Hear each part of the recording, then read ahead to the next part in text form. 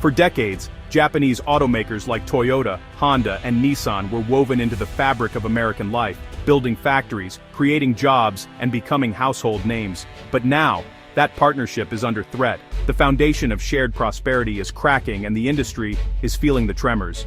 Japanese automakers are quietly shifting their focus away from the US, not with a dramatic exit, but a calculated retreat.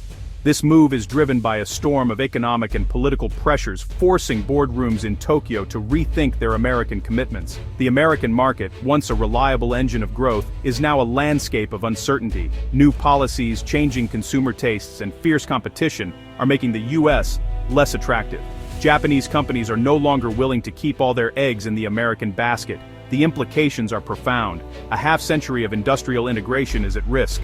As Japanese automakers reassess, Canada is emerging as a new safe haven, a stable alternative in a turbulent market. The story unfolding is one of political gambles, economic survival, and a surprising realignment of North American industry. The exodus has begun, slowly but unmistakably.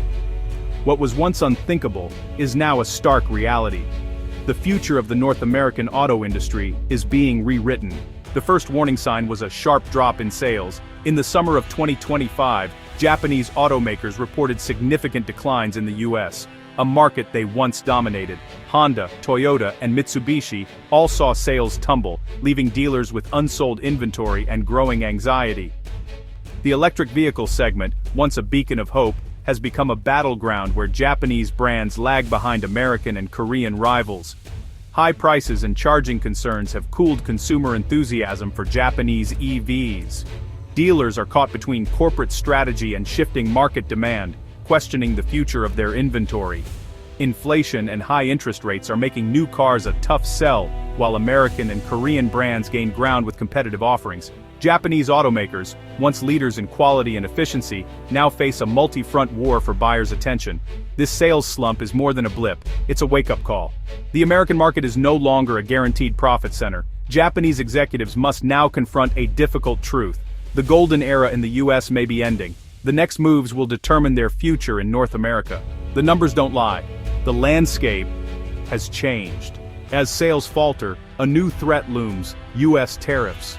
In early 2025, the White House proposed a 25% tariff on vehicles imported from Mexico and Canada, a move that could upend the entire North American supply chain.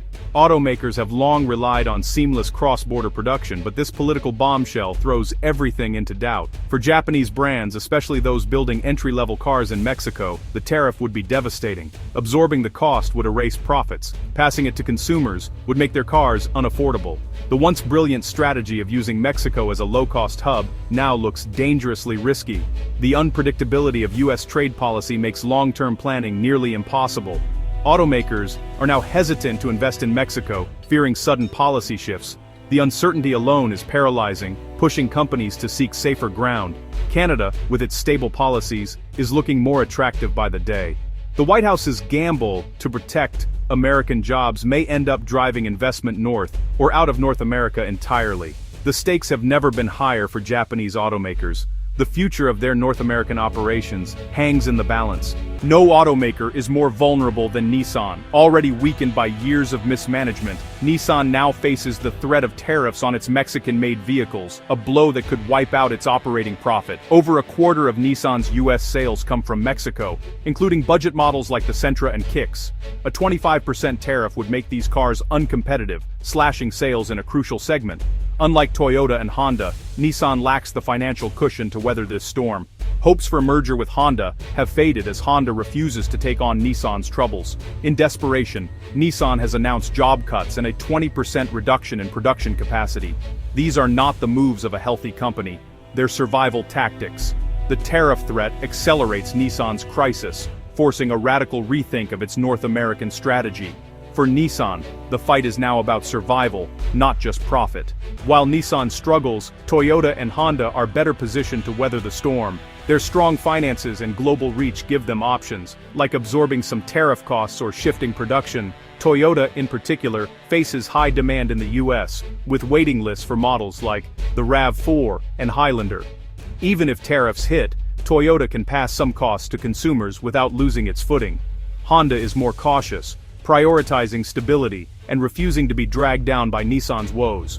Both companies' diversified strategies and prudent management have prepared them for shocks like these. Other automakers, like Volkswagen, are even more exposed, while Hyundai, with no plants in Mexico or Canada, faces less risk. The lesson is clear: diversification and financial strength are key to surviving North America's new reality. Toyota and Honda's resilience sets them apart as the industry shifts. Their future depends on adaptability, not just tradition. As the US market grows unpredictable, Canada is emerging as a safe haven for Japanese automakers. With stable policies, government support, and a skilled workforce, Canada offers what the US no longer can: certainty. Automakers are eyeing Canada for new investments, seeking to sidestep US tariffs and political turmoil. The Canadian government is actively courting these companies, promising incentives and a reliable environment. Shifting production north could spark a boom in Canadian manufacturing, creating jobs and revitalizing communities. For every factory scaled back in the US or Mexico, there's an opening in Canada. This isn't just about assembling cars, it's about building a new industrial future. Ironically, US protectionism may end up fueling Canada's auto industry. Canada is playing its cards right, and it may just come out on top. The crisis is forcing Japanese automakers to rethink a strategy that worked for decades. Building cars in Mexico was once a masterstroke. Low costs, proximity to the US, and free trade. This model allowed Japanese brands to offer affordable, reliable cars to American buyers. But now, the threat of tariffs has turned Mexico from an asset into a liability. The intricate cross-border supply chains that define the industry are being challenged. Untangling this web is costly and slow, but companies have no choice.